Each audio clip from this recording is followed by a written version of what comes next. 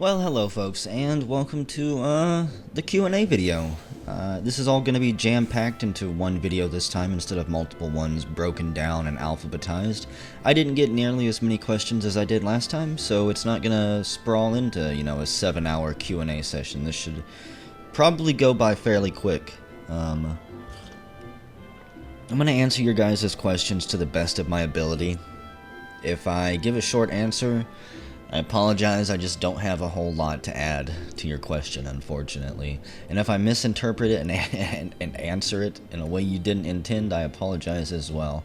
I'll probably be doing more of these, but you're always free to hop into a stream that I'm doing on Hitbox if you're online and just ask me questions there. I always read chat, and I have no problems just chit-chatting and answering questions from you guys. I don't really care what they're about either most of the time. Depending on what game I'm playing and how much I'm into it, I'll probably just roll with it. The first question is from Zora FM. Have you ever done any martial arts before? If so, what style did and do you train? And if you never have, are you ever going to? The answer to that is really easy. No. I have absolutely no desire to practice any martial arts or to learn any martial arts. I take that back. If I was rich and had all the time in the world to do whatever I wanted throughout the day, throughout the week, I would probably go learn some martial arts. It'd be fun. It'd be an experience at least, and why not? But at my current stage in life, no. I just don't see the desire to set aside time to go learn martial arts whenever I've got so many other things that I want to do and my heart's more invested in. This next question is from Robustrix. Do you enjoy Yumi Nikki-like or Earthbound-like games? Games like Middens, Lisa, Offworld, or Crypt Worlds? I had to look up what Yumi Nikki was. I've never played it before, I've never heard about it. It seems really weird. It might be something that I look into at some point and just test it out and play. I love Earthbound. That is readily apparent considering the fact I've done Let's Plays for Earthbound and Mother 3. And depending on if Mother 4 ever comes out or not, I might do a Let's Play of that. So I love Earthbound games, but I don't know any games that are actually like it. And out of the 4 that you listed, I've only played or heard of Lisa, which I didn't really care for. There was just something about it that didn't grip me, and I don't know if it was the combat or just the movement, but it seemed like a fun game, and I would probably enjoy somebody else playing it, like if I watched them, but I don't think I could ever play through it.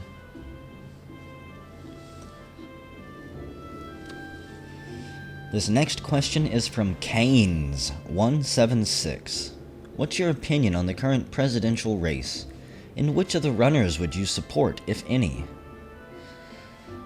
This is kind of, it's politics. It's always a hot topic, a hot button issue. I think the current presidential race is completely fucked, and I kind of understand where people were coming from whenever I was a kid.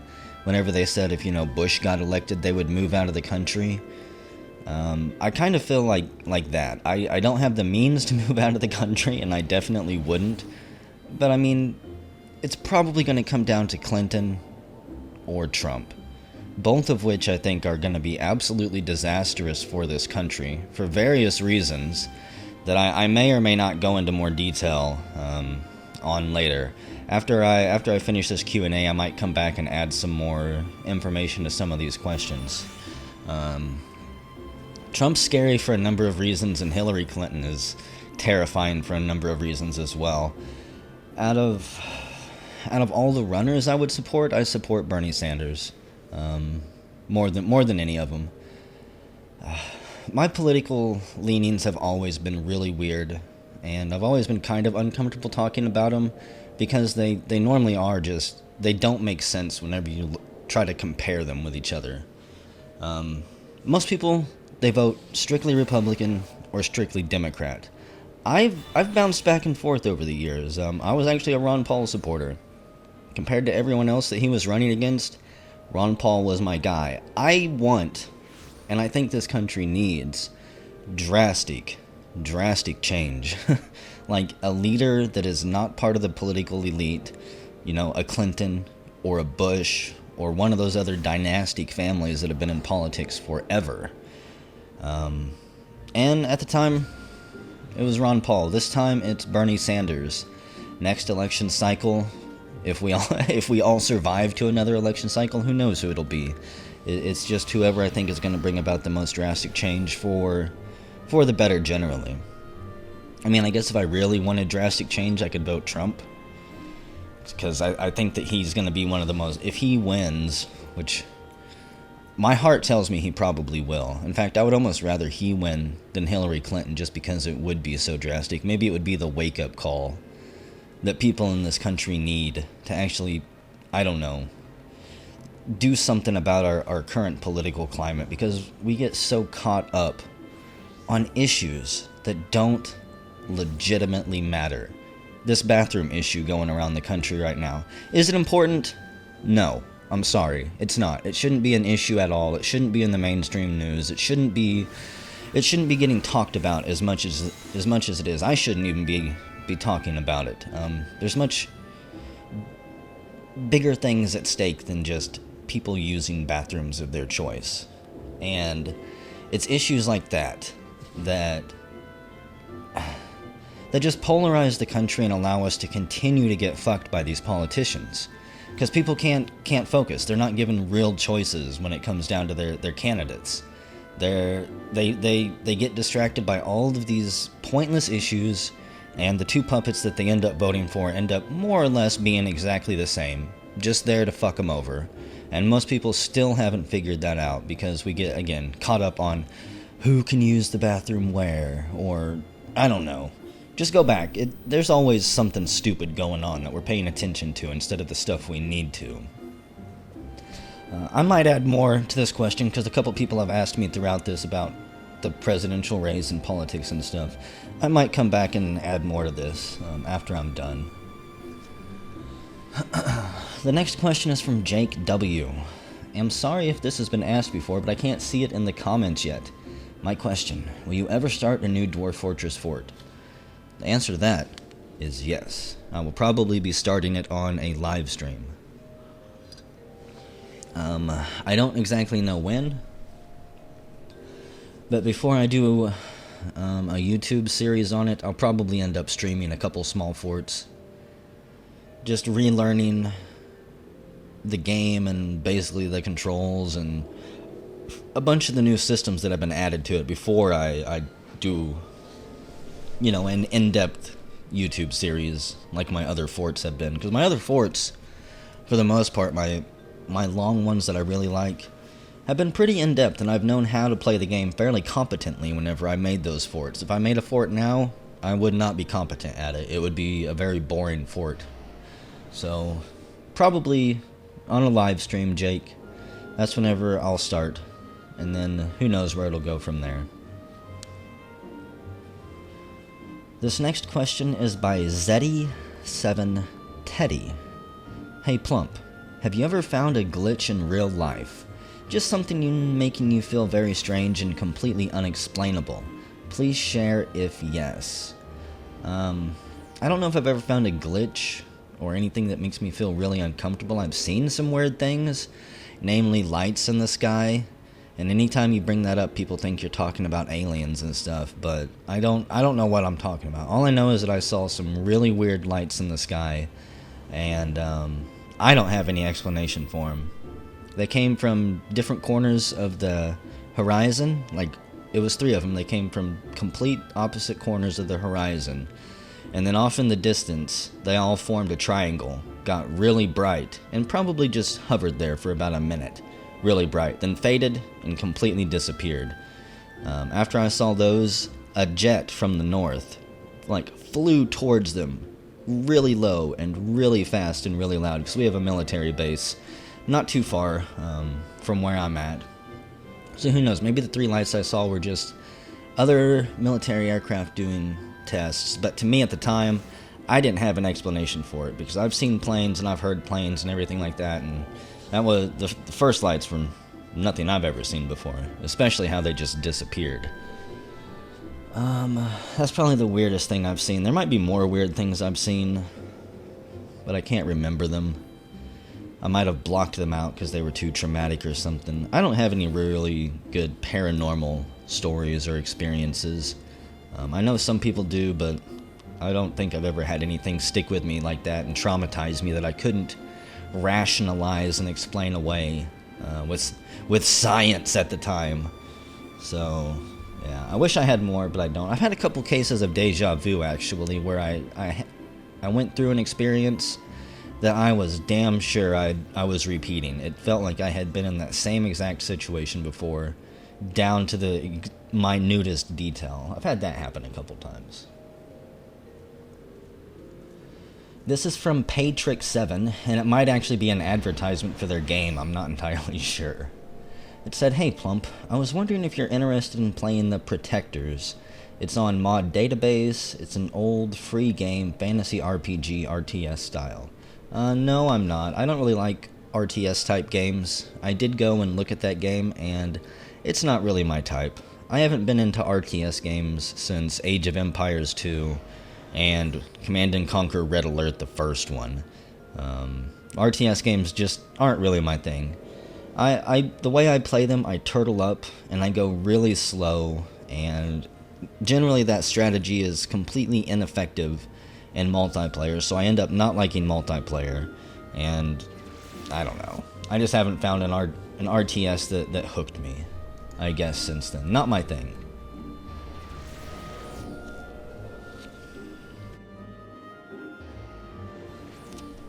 This is from UnwiseGuy27. Hi, since it's election time here in the States, I'll ask about that. How do you feel when people vote for candidates they consider to be the lesser evil? Do you think it accomplishes anything, or does it just give both parties the excuse to keep offering shitty candidates? When you vote for the lesser of two evils, you... what's the right word for this?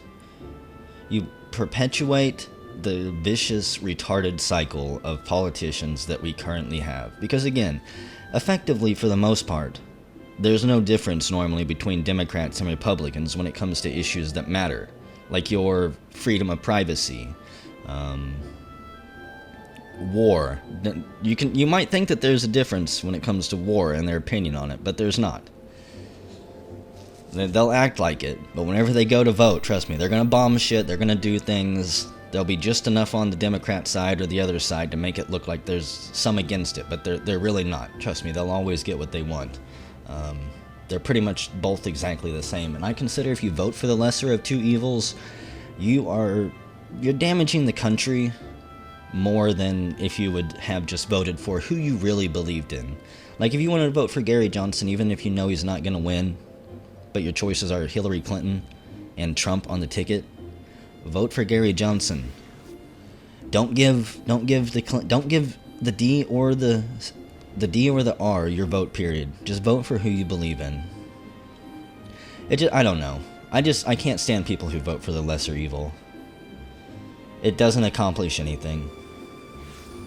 You're playing the game. You're playing the game that they want you to. You're gonna put their puppet in office, and you're gonna continue to get fucked.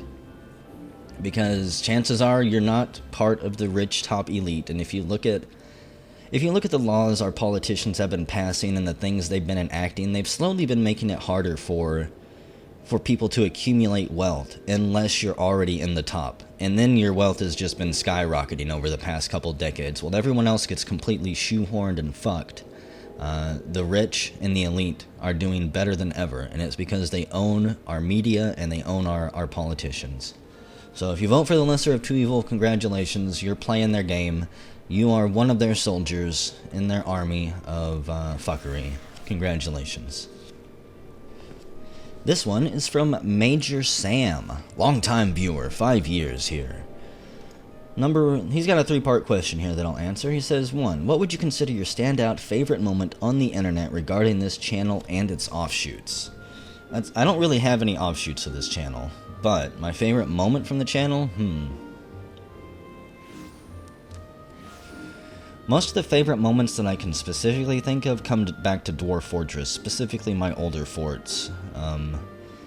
In my Fallout Chronicles series, we had a battle rage in some type of outdoor building that I built, where my soldiers were fighting super mutants. And I can't remember the outcome of the battle, like if we lost anybody or if it was a complete rout, but one of the dwarves tackled the super mutant and went out a glass window that I had built. Like, they both just flew out of it, broke through the window, and then slammed onto the ground down below, and I believe that he killed the super mutant. It's been 6 years, so my memory is a little bit hazy, but that one always sticks with me. And then another one was whenever I believe it was Genesis Adventures. The first one, it was shortly after caverns had been introduced, and we had a squad down in the caverns hunting some type of zombie that Dion had modded into the game. It had flies coming off of it. Maybe it was a mummy. Either way, it was a badass creature capable of killing dozens of my dwarves if needed. But we chased it down and cornered it in a section of the caverns, and there was just a standoff between my squad and it, as they just sat there and they watched each other. And I remember narrating the tension between the two parties, and as it built up, they finally charged at each other. And just the way that all played out and the way I was narrating at the time and just how it all came together, that really stuck with me. I just really liked those old Dwarf Fortress videos, and I hope that if I ever do another Fortress again that I can actually get into it like I was able to back then. It's hard to repeat things like that because it's all just random storytelling, not just from the game, but from me as well. So it can be hit or miss. This one says, if you were going upstream on a chocolate lake in a kayak, and one of the wheels fell off, how many pancakes could you fit in a doghouse?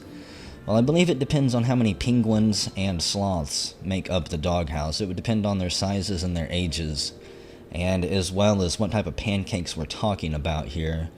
Buttermilk or applesauce or Belgian, I think there's Belgian pancakes, or even Texas pancakes, the big ones. There's too many variables here for me to answer that question.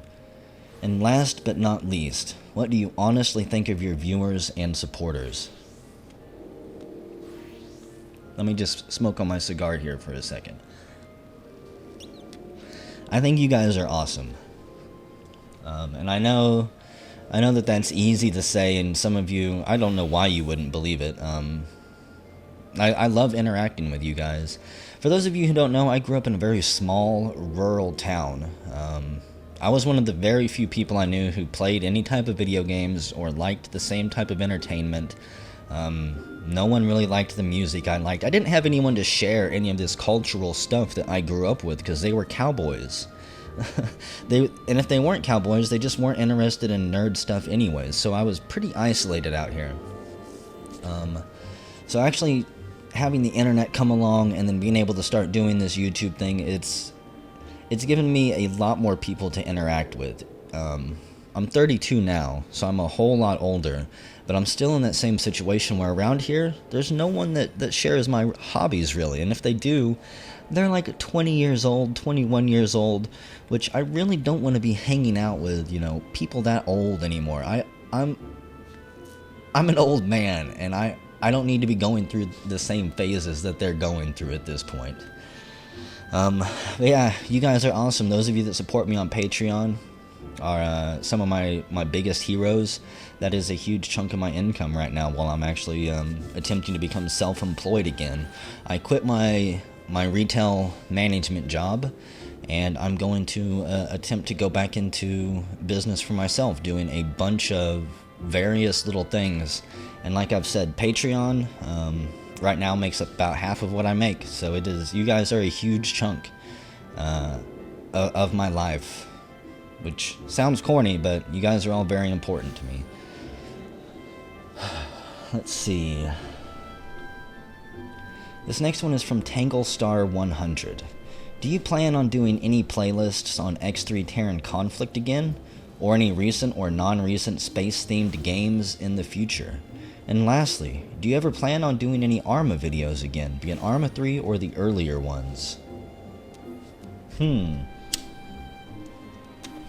I do not plan on doing any X3 Terran Conflict anytime again. Just getting that game to run with the mods and the scripts that I wanted to last time was such a pain and such a chore that I don't know if I'd want to set that much time aside again to try and do it. If I went on the forums and I found a really good rebalanced mod that did everything I wanted it to do, I might think about it, but it's definitely not on my plate right now. I've got enough going on at the time. I've got like 6 or 7 projects I'm working on, including Fall of Atlantis. So for the time being, no plans for X3. As for Arma, I've done a few test runs on Arma 3, and it might actually be something that I stream a little bit of in the future, so there will be more Arma. I just don't know when yet. Silver Priest asks, of all the playthroughs you've done, which were the ones you found most and the least enjoyable? The most enjoyable ones, I honestly don't know. I've had a lot of really enjoyable ones, from the playlists where I have to be really creative, like the Roguelikes, where I've got to constantly be coming up with little details and story elements to fill in the blanks and stuff. I find those fun for various reasons, and you know, like the JRPGs like Final Fantasy VI and Chrono Trigger and Earthbound, I find those incredibly fun.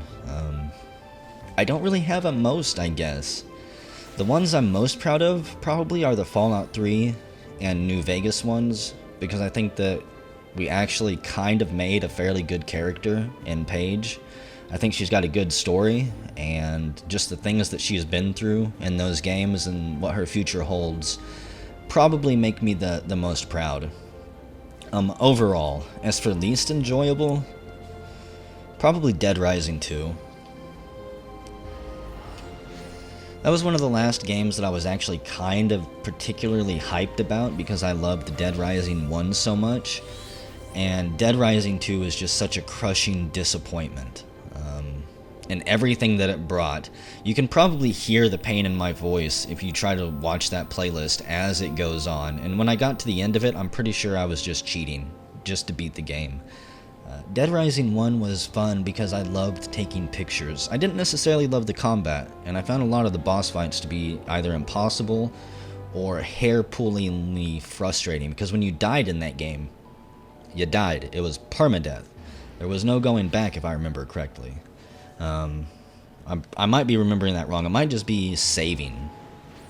You can only save if you went to the bathrooms or something. Either way, the first one was really hard, but it didn't depend on combat. I spent the majority of that game just running around with my camera, taking pictures, rescuing people, and investigating things. So when the second one came out and it was entirely focused around combat, it broke my heart, because they lost a good thing whenever they tried to cater to a bigger audience instead of embracing that survivalist journalist aspect that the first one had, which I really wish somebody else would come along and do, because I love games like that where you're trying to survive and sneak around and combat is not a big aspect of it. That's why I like roguelikes like Cataclysm and Rogue Survivor.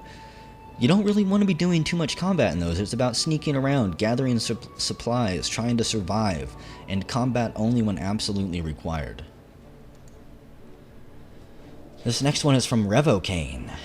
And then we're going to change locations here. We've been setting in New Gridania, for those of you who don't know Final Fantasy XIV. I decided to have this game be my backdrop, but we'll move to a more scenic location after this. This is from Revocane. If you could live anywhere in the world without things like money, effort, language, what biome, environment, country, city would you make your home?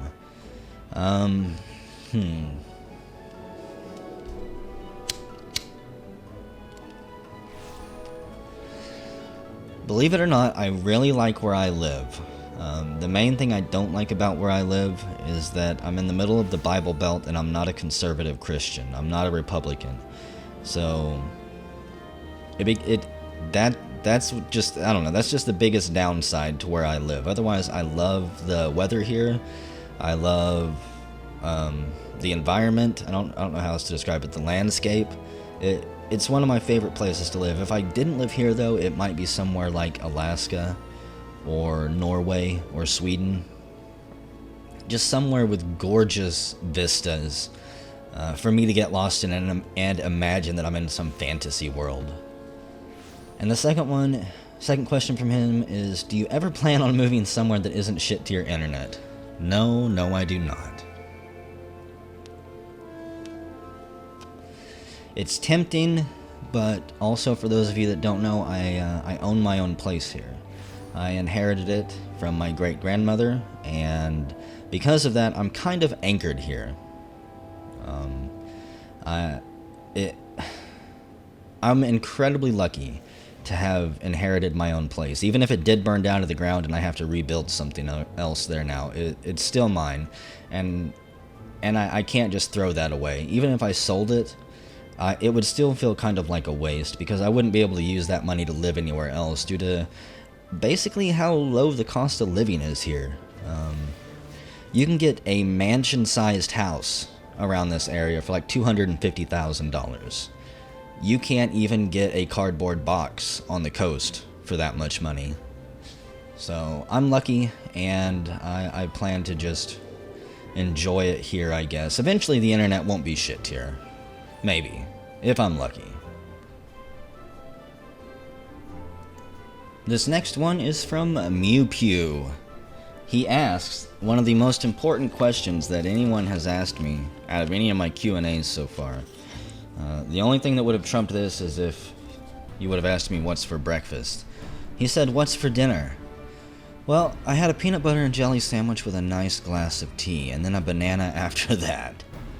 That's what was for dinner. Sometimes it's pizza, though.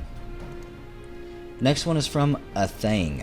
He says, "Alright, I've got a question that is probably too complex, but whatever. Let's do it. You've been cursed.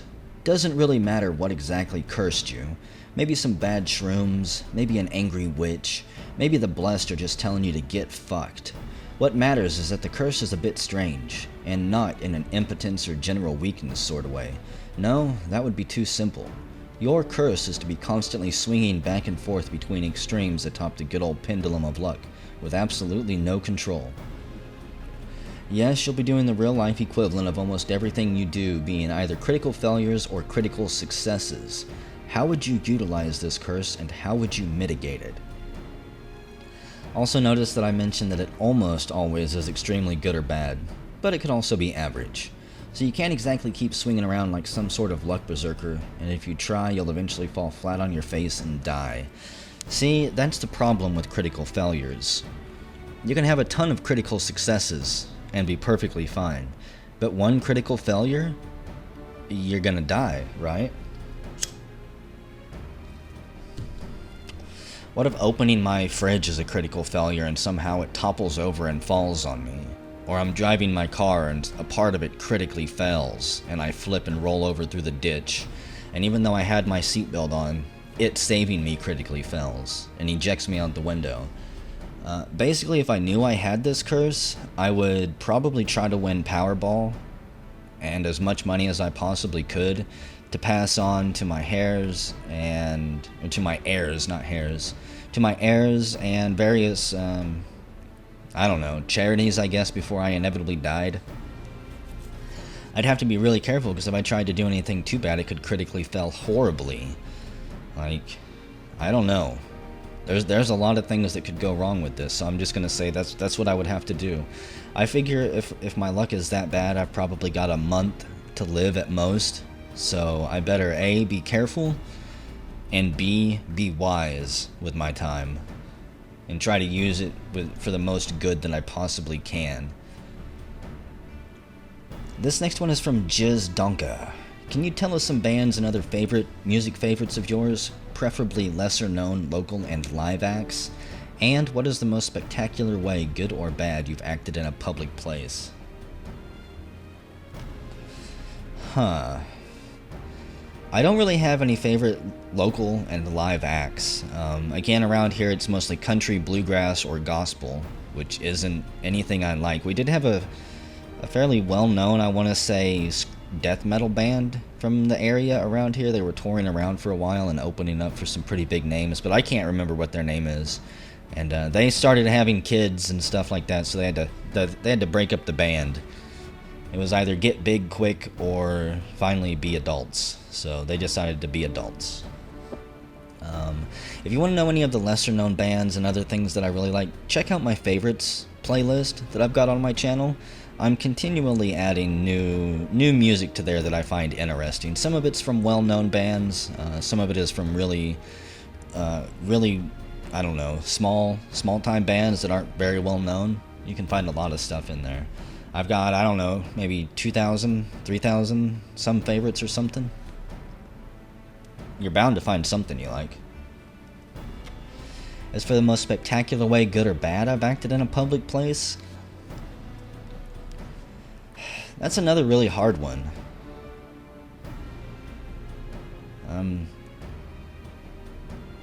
I'm trying to think. I've done some really nice things for charity in my time.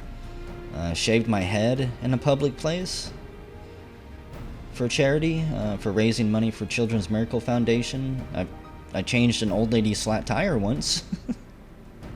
She needed help. She got a flat tire in the parking lot, and I heard her talking to someone about it, so I volunteered to go out and change her flat tire for her. Does that count? I've never really acted bad in a public place. I generally don't like to draw attention to myself, so I don't behave good or bad. I'm neutral. I just blend in. This next one is from Cyrillac. If you were to play a tabletop game on a regular basis, would it be D&D or D&D/Shadowrun or something else? It would probably be Shadowrun. It's the only tabletop game I've ever really played, like pen and paper wise. And it was the one that I had the most fun with. I don't much care for magic. I don't care for the magic fantasy setting. I was going to say I don't care for, dwarves and elves and stuff, but Shadowrun has all of that shit. It just wraps it up nicely in a very futuristic cyberpunk fashion. And that's my bag, baby. Give me futuristic, give me cyberpunk, and I'm in. But I never really liked Shadowrun, and I haven't really played any other tabletop games, pen and paper wise. If you mean board games, I don't know. Life is a pretty good one if you want to have a fun night.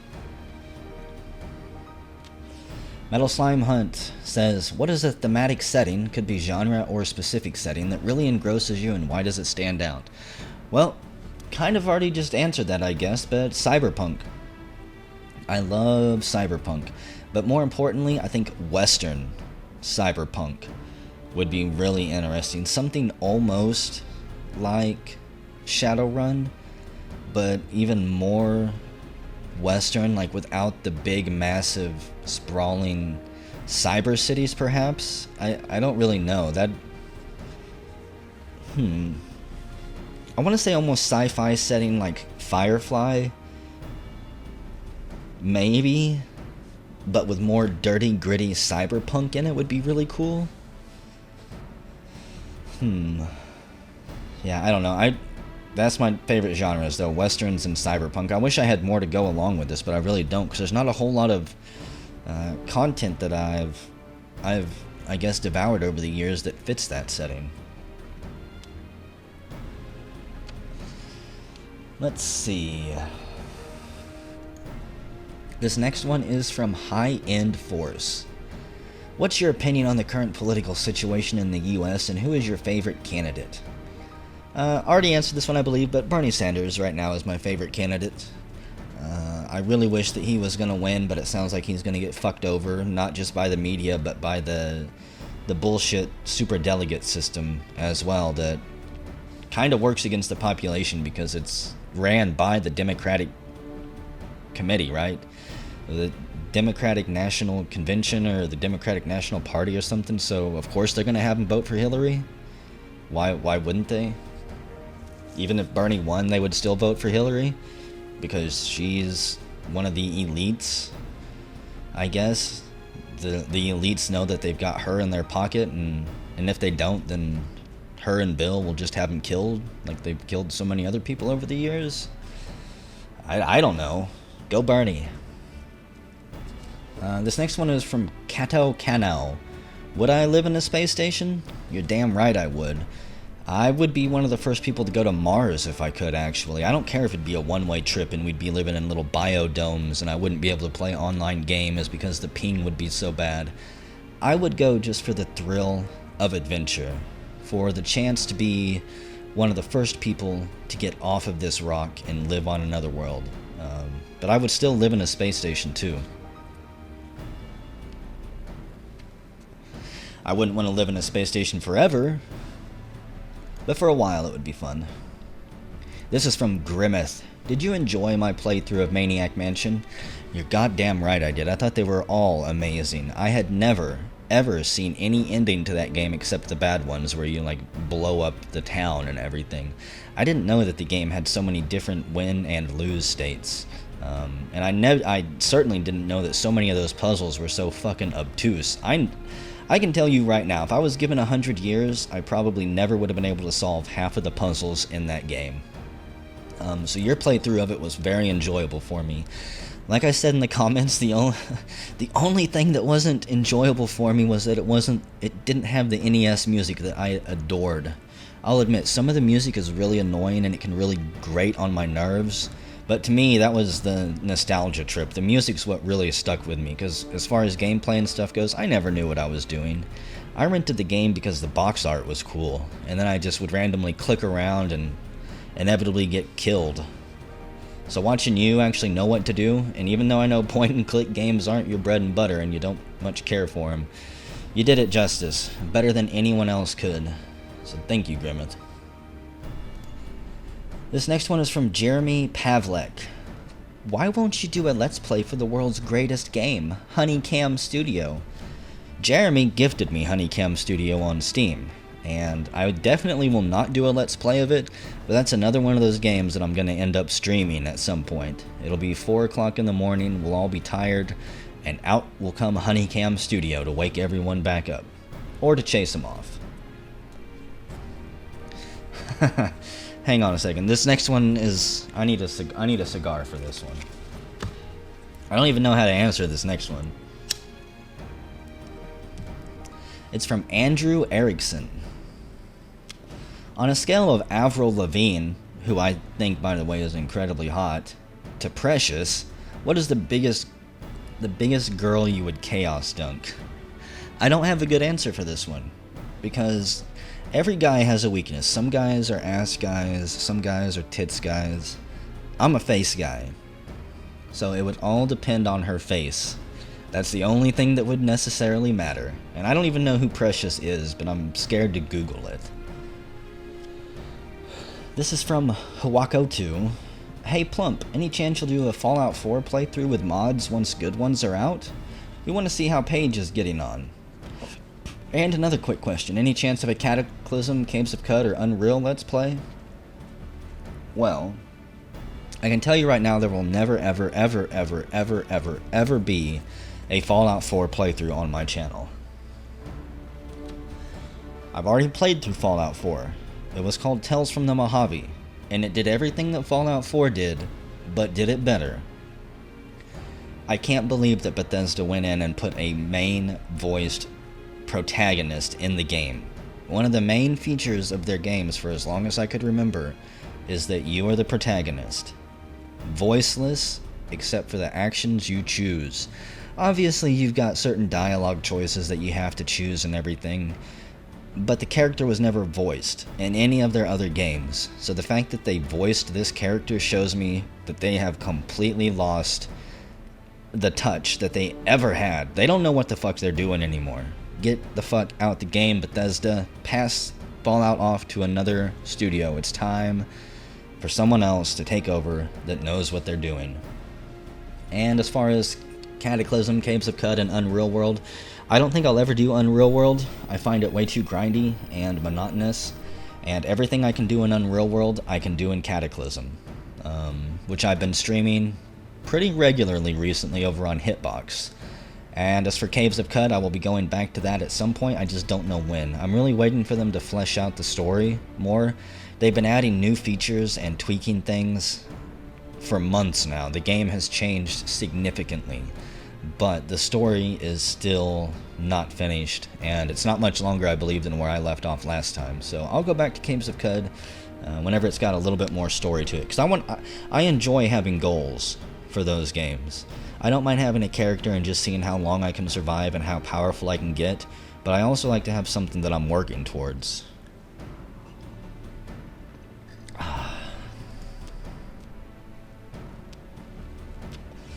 This next one is from Colbo113. You talked about Stardew in your channel update, but I was wondering if you planned on playing it live or just alone when the 1.1 update comes out. I don't know what I'm gonna do with Stardew yet. I haven't actually touched my save game from the last time I streamed it, so I could easily pick it back up right where we left off. I'm gonna see what 1.1 adds, and I'm also keeping my eye on a bunch of different mods that add things and tweak some of the settings in the game. I will be going back to Stardew Valley. I just don't know when. It kind of got too hot for me as well. I guess after it was released, I didn't expect the game to blow up and become as popular as it did.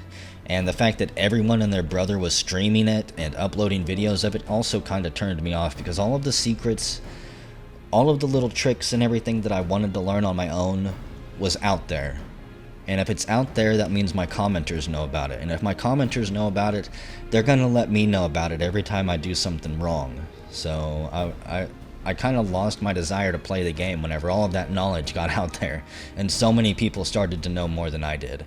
Because I don't want advice when I'm playing these games. I just want to play them how I want to play them.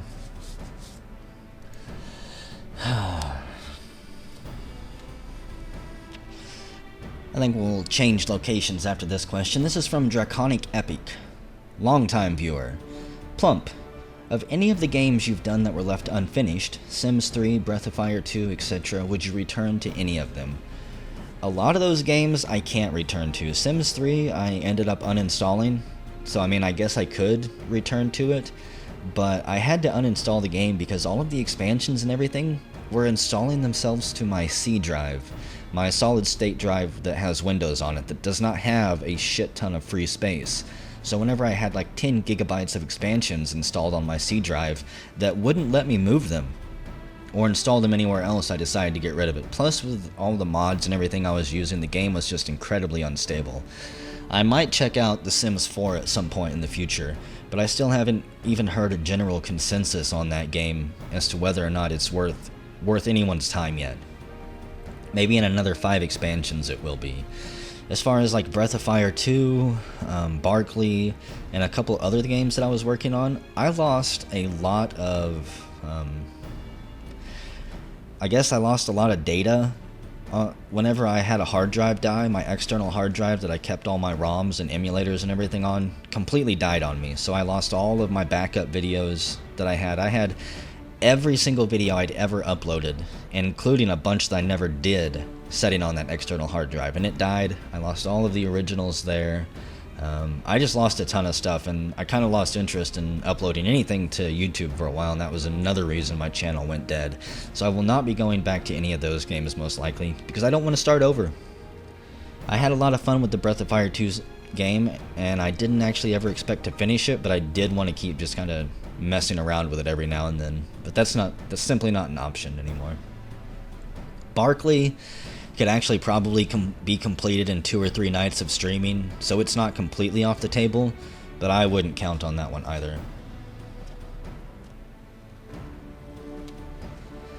This next question is from John Dunham.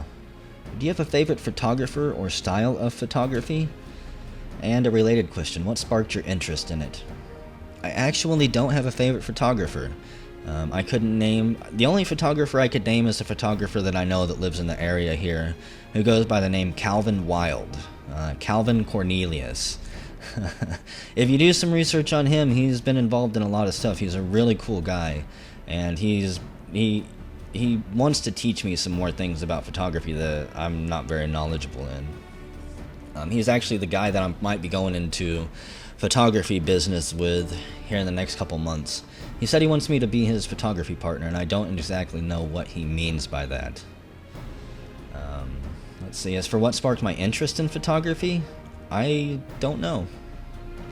I've just always liked taking pictures, and growing up I never really got the chance to because film was so expensive and getting it developed was even more expensive. But when digital cameras came along, I slowly started messing around with them, and I don't know, I've just loved photography for as long as I can remember. One of my earliest childhood memories, actually, is my dad with a camera outside at night just taking pictures of a lightning storm.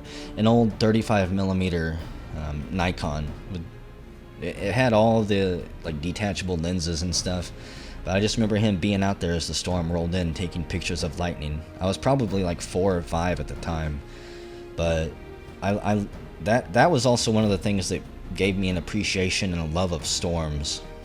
The fact that my family wasn't afraid of storms and didn't freak out, but they embraced them, it seemed like. I love lightning. I love storms. And as for style of photography, again, I don't really know. I don't know any styles.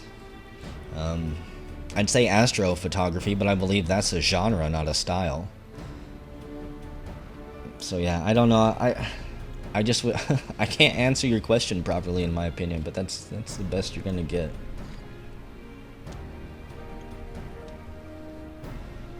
This next one is from Erdenshire that he says I already answered in my channel update, but I'll go ahead and probably answer it again. He says, this is probably a bit of a heavy one, so feel free to skip or delete this as you feel appropriate. It's been a few months. How have you personally been holding up since the house fire? And as a follow-up, how has it affected your life and outlook so far? I've been holding up pretty well. I've never been one who really clings to material items, so even though I lost everything that I owned, it didn't really affect me. I mean, I got my computer and my camera out, which are my 2 big hobbies. I lost my guitar and a couple other things, but I also got my dogs out. If I'd have lost my dogs, my mood would have been so much worse, honestly.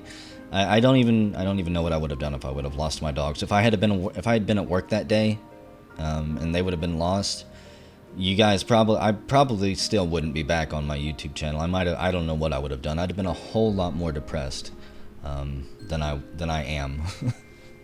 Let's see, and how's it affected my life and outlook? It really hasn't. It did kind of set off this whole thing where I quit my job and now I'm going to be self-employed again. But as drastic as that is, I think that was a thing that was going to happen in a year or 2 anyways. It just kind of sped up the process. But yeah, I don't know. It was a traumatic event. It was definitely a defining moment in my life that I'm going to look back on for a long time. But it definitely didn't bring me down. Just another page in the adventure. Just something else to go through. Sockmund asks, can you do a handstand? Yes, I can. Just don't ask me to walk around or to hold the handstand for very long. This is from TPlayer47. Hi, Plump. I'm a history nerd. Naturally, I'm going to ask you, do you have a favorite historical person or empire? And if so, what and who? I really don't have a favorite historical person or empire. I think the Mongols were pretty cool. What they were capable of is pretty goddamn amazing. The Roman Empire, obviously amazing. The Sumerians, isn't that basically where civilization started? The Sumerians are pretty cool.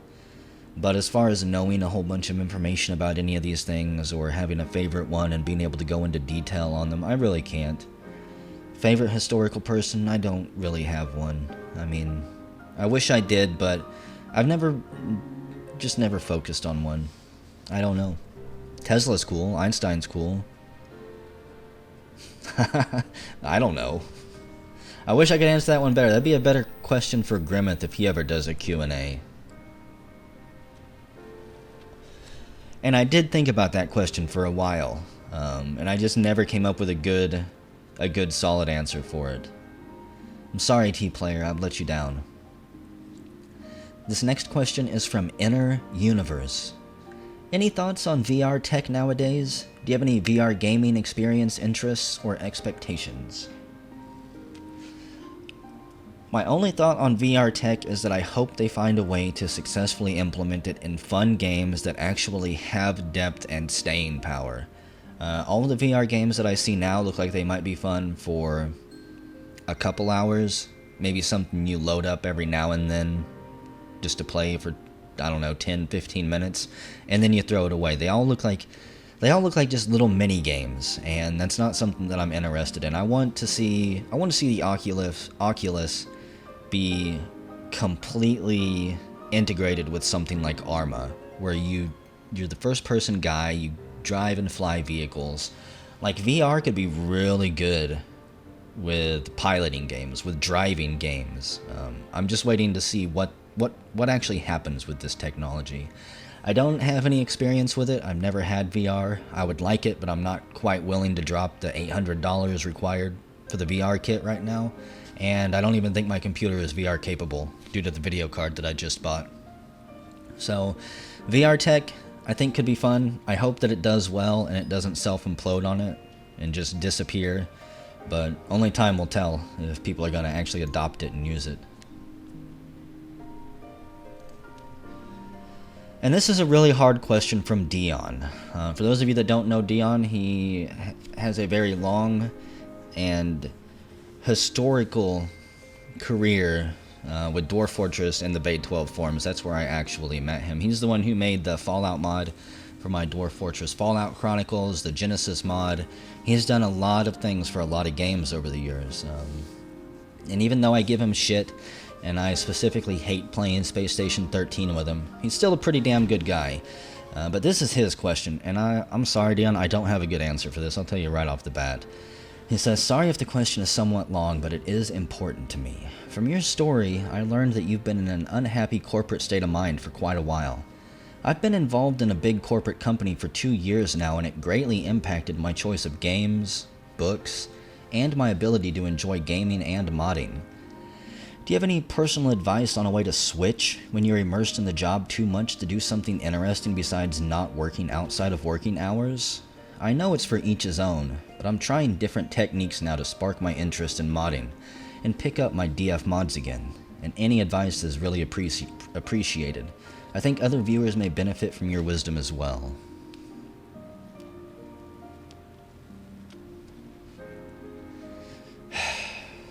This is the big problem I had while being a For those, again, I think I've mentioned this in an earlier question, but I worked retail, and I worked my way up into management, where I was working 10 to 12 hours a day, 50 plus hours a week, and I was basically being the embodiment of corporate. Whenever you become a manager, you have to live and breathe corporate. You have to walk straight between the lines and do exactly what corporate expects of you, because everything comes back on your shoulders. If you deviate, or if you tell someone to break the rules or bend the rules or not follow it the corporate way, it can come back to you. So you have to embrace that mindset for the entire time you're at work, and you can't deviate. And the problem for me is that whenever I'm doing that for 12 hours a day, I lose a part of me that is plump, if that makes sense. I lose that creative aspect of me because I'm no longer able to bend the rules. I'm no longer able to think outside the box. So for at least 12 hours a day, it sits there and it cramps you, and it slowly suffocates you. And over time, if you've seen people who've been working in those environments for a long enough period of time, it kills that side of you completely. And I personally don't know how to get out of that switch, because if you do, it becomes dangerous, in my opinion. You become tempered to the corporate lifestyle for a specific reason, and that's because it works. And once you start trying to break out of that mind frame and break out of that mold, it becomes dangerous, not just because of the way you might act at work, but your feelings towards work. For me, whenever I was completely immersed in it, I didn't mind it too much. I actually liked my job. I found some pleasure in it. It didn't bother me. But once I started really thinking about it and wanting to get out of that mind frame and away from that amount of time, there was no stopping my desire to actually get out and leave. So I don't know how to turn that switch off, Dion. I really wish I did. And I don't know what your personal experience is like, how long you're working or how much free time you've got, but all I can say is if your situation is unable to change, just accept that you might not ever be able to do it again. You might not ever be able to go back and just pick up your mods and work on them for 8 hours a day or for 4 hours a day. And if that's how long it takes you to get into the groove of updating your mods and creating them, then you can probably kiss it goodbye. I know for me, particularly, especially when it came to like recording and stuff, I couldn't just work all day and then come home, sit down for 10 minutes and start recording. I had to unwind. I had to sit there and try to get back to my normal mind frame where I'd want to record and I'd want to try and be that person. All I can say is good luck. It's difficult, and it's not easy. I don't know. Just don't expect... Let's say you do start working on your mods again, just realize that it's going to be on a much longer time frame than whenever you first started, whenever you were able to work on them previously. What used to take you a day to mod might take you a week now. So you just have to look at everything on a longer time frame.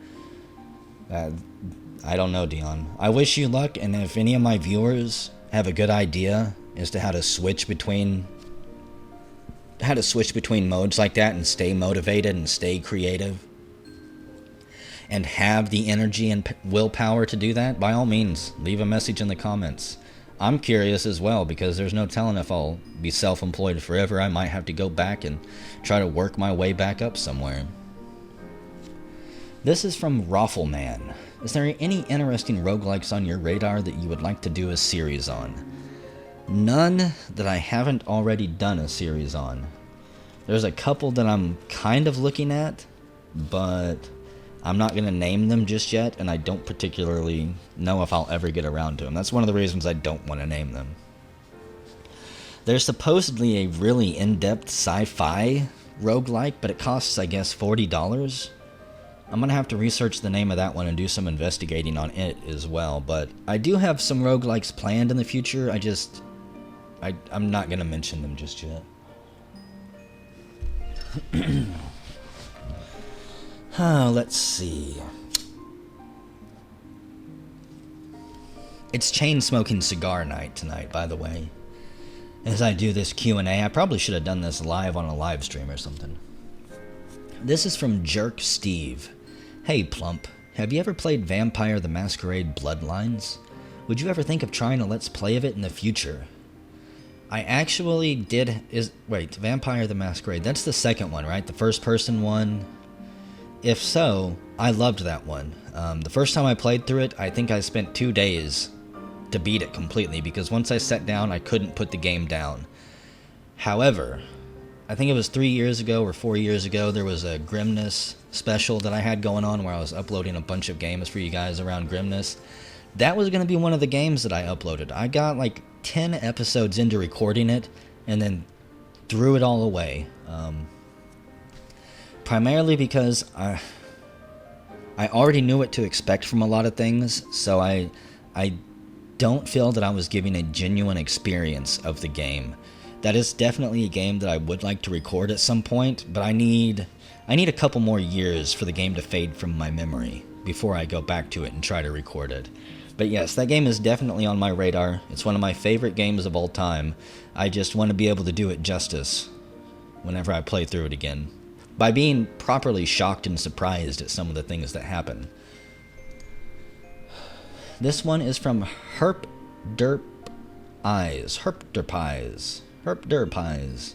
Hey Plump, can we get a picture of your dog? Sure, maybe I'll try to remember to put one up on the video here.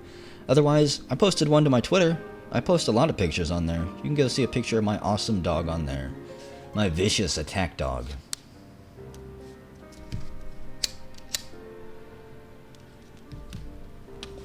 This next one is from Slaxer. He says, the van, Plump. When, what, how? Can I come? I do not know about the van yet, Slacks. I am currently looking at one to buy. And you are absolutely free to come.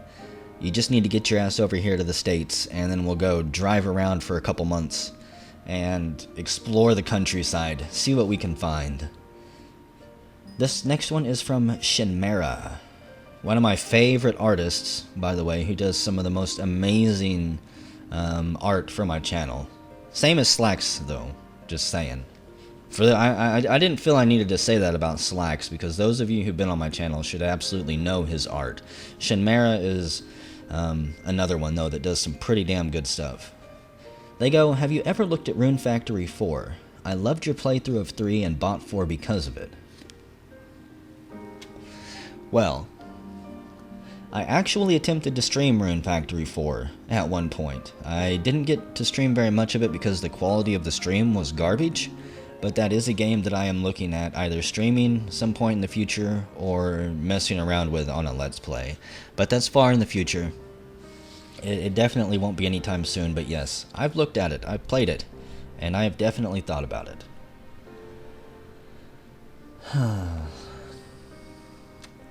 This is from Larian the Mage. They go, I don't want to go hard on you question-wise, so I'll ask. How is Chica doing at the new place, and who is the other dog you've got?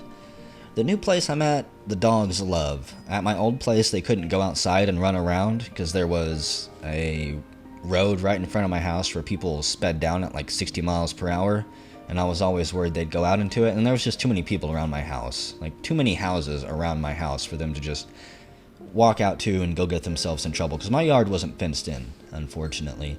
But out here where I live now, there's plenty of room for them to go and run around and to have fun outside, so they're doing great. They love it here.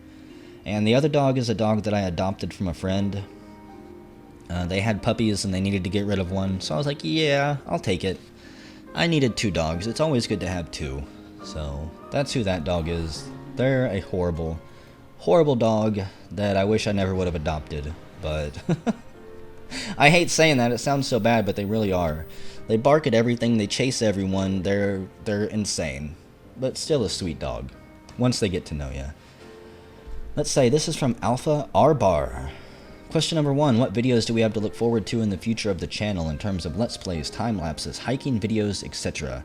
In terms of Let's Plays, you're looking at all the ones that I've got going on and all the ones, well, I don't want to say all the ones that I'm planning because I've mentioned a couple Let's Plays that I would like to get around to at some point already.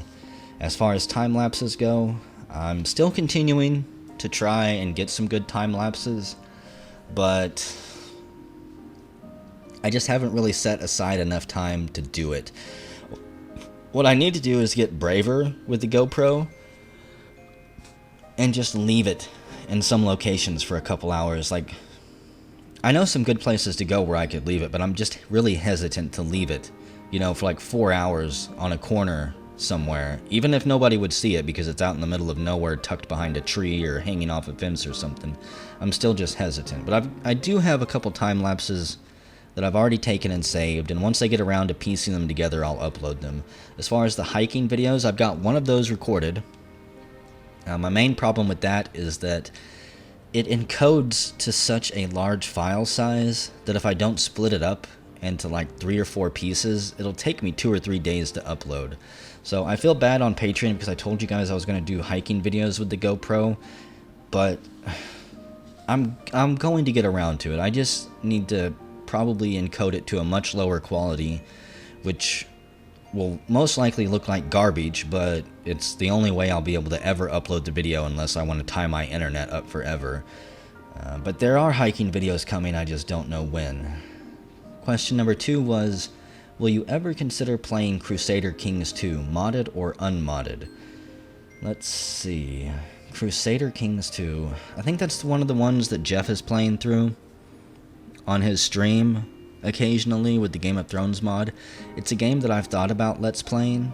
I've also thought about streaming it, but it's just one of those games that we'll see. I like the game because of how detailed and in-depth it can get, but it's also really overwhelming if you've taken a break from it and you don't know what's going on. So maybe at some point in the future, but there's no telling. Let's see. Question number 3 is, and finally, I know you've said you'd never make money from your videos as it's a hobby for you, but after the events that have happened this year for you, would you reconsider? So the people who can't directly help can help by watching your videos. I appreciate the sentiment, but I don't want to monetize my channel, and some of you are going to hate this statement, but I don't think that the advertisements would bring in enough money to make it worth it. I don't get nearly enough views to make any money from ads. I might get like enough to buy 1 cheeseburger a month or something. So just, if you really want to support me, and I don't ever say this, and you'll never hear me say it in one of my videos, but if you really want to support me, comment on my videos, thumbs up them, tell your friends about me. All of those things help my channel grow and help me out in return. And I don't know if you guys have ever noticed this, but you can't find me in the YouTube search menu unless you specifically put Plump Helmet Punk. I've went and searched for games that I've Let's Played, and even though my videos have way more views than a lot of these other people, I still don't show up in the searches. Maybe it's just because I can't search for myself, but again, if I put Plump Helmet Punk in there, I can find all my videos, but I have to do it by name. So for some reason or another, maybe it's because I'm not monetized, so YouTube doesn't care about putting me in the search results, but I don't show up on there, and it severely hampers my channel's ability to grow because people can't find me. So that's how you can help me out. Rate, comment, and subscribe, blah blah blah blah blah. That's how you help a channel out. If you can't donate on Patreon and things like that. This next one is from the Skeleton Squad. Hey Plump, what's your favorite non-indie game released recently? I guess Dark Souls 3? I'm pretty sure From Software counts as a non-indie. They're not exactly AAA, but they're still a pretty damn big studio. And they don't put out indie-style games, in my opinion. Let's see. I've already answered yours, Gunnar Vra. He asked about a Dwarf Fortress Let's Play. Sometime in the future. I just don't know when yet. And let's see. This one is from New Tant. My question for the Q&A. You seem to be living in a beautiful outdoorsy area. Any chance we could get some nice video footage from some of your walks? Yep. Again, that'll be in the hiking videos that I eventually start putting out. Even if I have to encode them down to like 480p or something lower than that in order to make the file size reasonable, you guys will be getting them. Probably within the month, I would hope. And the last and final question is from Zero is King. I've watched your videos for years and enjoyed so many moments. My question is, which YouTubers do you watch? Right now there's only 3 that I watch, with any type of regular basis. I watch Jeff Major because he's the guy that got me into Let's Playing. I watch Revocane. He does a lot of live streaming late at night, which is perfect for me because that's when I'm up. Revo doesn't really upload very many videos to YouTube anymore, but he does really long stream sessions. And Grimmeth. Grimmeth hasn't really been uploading or streaming recently, but he's got such a large catalog of back videos for me to go through that I still find myself watching his stuff. And I've probably watched through his Phantasy Star 4 Let's Play 5 or 6 times already. That is by far, hands down, my most favorite Let's Play on all of YouTube. Grimmeth might not have had a whole lot of fun playing the game, but I think he put his fucking heart and soul into it, and to me, that's the most important thing about a Let's Play. Not necessarily how much fun you're having and everything, but can you put your heart into it? Can you make it creative? Can you have fun with it regardless? Yeah, those are the 3 that I watched. Jeff, for those of you who don't know, was pretty much the guy who got me started on Let's Playing. Before I saw his first Dwarf Fortress videos, I had uploaded a couple videos for a game called Love, which were they were just exploration videos of me running around with some groove salad music set to them that I thought really captured the mood that I was experiencing while running through the game at that time. Because up to that point, the only commentary I had ever heard on a video game video was somebody explaining mechanics, somebody explaining how to get through an area, somebody explaining a puzzle. I had watched, I think, actually the very first Let's Play video that I ever saw was from Kakoskia. I remember I was bored one summer day, I believe, maybe it was in the fall, who knows, but I wanted to download an old game and start playing through it, and I'd always wanted to play like through Ultima 7 or something, because those games kicked my ass as a kid. They had a whole lot of stuff going on, and it stumped me. So I looked up some videos for Ultima 7 to see, you know, what's the gameplay like? Would I be able to enjoy it as an adult? And I found Kakoskia playing it. And I just remember thinking, this is really fucking awesome, because it's like this guy is on the couch next to me just playing the video games and chatting to me about it, explaining what's going on and bringing the characters to life and everything. But at the time, that still didn't make me want to Let's Play. Because, I'll be honest, I don't know a lot about the games that I love. I can't play through them and give you a detailed explanation of the best strategy or the best tactics. I can't teach you how to min-max. I can't do a quick walkthrough on puzzles with you guys. So to me at the time, Let's Plays were still watching somebody play through a game and they knew what they were doing. And then Jeff came along with Dwarf Fortress, and I realized you don't have to know what you're doing in order to play this stuff. As long as you have fun, and you bring character to it, and you bring creativity to it, you can record Let's Plays, and you don't need to be an expert on the game. And that was whenever I finally decided to start Let's Playing. Was I think about a week or two after Jeff started uploading his Dwarf Fortress videos. I was enamored with Dwarf Fortress at the time. I had recently taught myself how to record and encode videos based on the love videos, and everything just lined up perfectly around the time there. So Jeff will probably always be in my heart. He's one of the greatest guys in the Let's Play community. He pours his heart into everything he does, and if he's not enjoying it, he doesn't do it. And I actually really respect that. But yeah, those are the people I watch. Those are the people I can say that I watch fairly religiously. There's a couple other Let's Players that I'll skim through. Ali Yanira, occasionally I'll watch some of her videos. She sporadically uploads these days.